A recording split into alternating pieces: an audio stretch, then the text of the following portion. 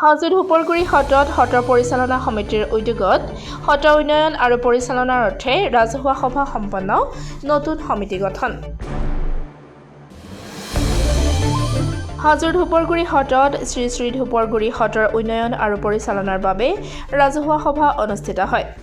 সত্ৰ পৰিচালনা সমিতিৰ সভাপতি মোহন চন্দ্ৰ মালাকাৰৰ সভাপতিত্বত অনুষ্ঠিত হোৱা সভাত প্ৰতিবেদন পাঠ কৰে সম্পাদক নৃপেন কলিতাই।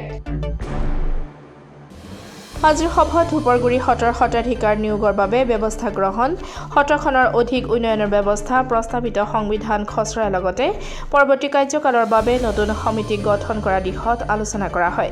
সভাত হাজোৰ ৰাইজ উপস্থিত থাকে।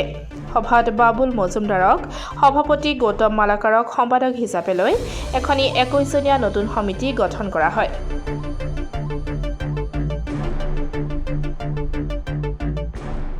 আজি এই শ্ৰী শ্ৰী হুপৰগুৰি সত্ৰখন হাজোৰ 1588 চনত মহাপুৰুষ মাধৱদেৱ যেতিয়া বৰপেটাত আছিলে তেতিয়া আমাৰ হাজোৰ পৰা কিছুমান ব্যক্তি গৈ পেলাই তাতে ধৰ্ম চৰ্চা কৰিছিল। গতিকে সেই মৰ্মে এদিন এটা অসুবিধাত পৰাৰ পিছত গুৰুজনাই হাজোতে এখন সত্ৰ পাতিবৰ কাৰণে মনস্থ কৰিলে আৰু লক্ষীকান্ত আতৈদেৱক তেখেতৰ প্ৰতিনিধি হিচাপে পঠিয়াই দিলে আৰু তেখেতে কিছুদিন থাকি স্বয়ং মহাপুৰুষ মাধৱদেৱ ইয়াতে ছমাহকাল আছিলে। ছমাহকাল থাকি তেখেতে এই সময়তে ৰুক্মিণীহৰ নাটকখনৰ ভাওনাও প্ৰদৰ্শন কৰিছিলে বৰপেটাৰ পৰা অনা তেখেতৰ গায়ন বায়নৰ লগত আৰু স্থানীয় শিষ্যসকলৰ লগত।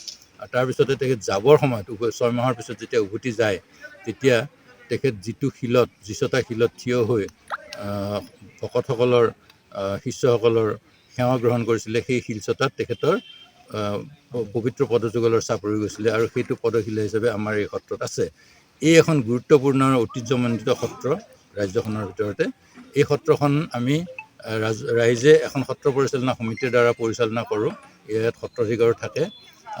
সেই পুৰণা যিখন পৰিচালনা সমিতি তেওঁলোকৰ কাৰ্যকাল শেষ হোৱাৰ পিছত আজি আমাৰ সাধাৰণ সভা এখন বহিলে, সমূহৰ সভা বুলি কয় সেইখন। সাধাৰণ সভাত এটা নতুন আমি হিচাপ দাখিল কৰিলোঁ আৰু হিচাপ দাখিলৰ পিছত পৰৱৰ্তী কাৰ্যপন্থা কি কৰা হ'ব সেই বিষয়ে আলোচনা কৰা হ'ল আৰু প্ৰস্তাৱ গ্ৰহণ কৰা হ'ল আৰু লগতে নতুন যিখন পৰিচালনা সমিতি সেইখন গঠন কৰা হ'ল। তেখেতলোকে পৰৱৰ্তী 3 বছৰীয়া কাৰ্যকালৰ কাৰণে পৰিচালনা কৰি যাব আৰু সত্ৰখনৰ উত্তৰোত্তৰ উন্নয়ন কামনা কৰি মই মোৰ বক্তব্য সামৰিছোঁ। এইকাৰণে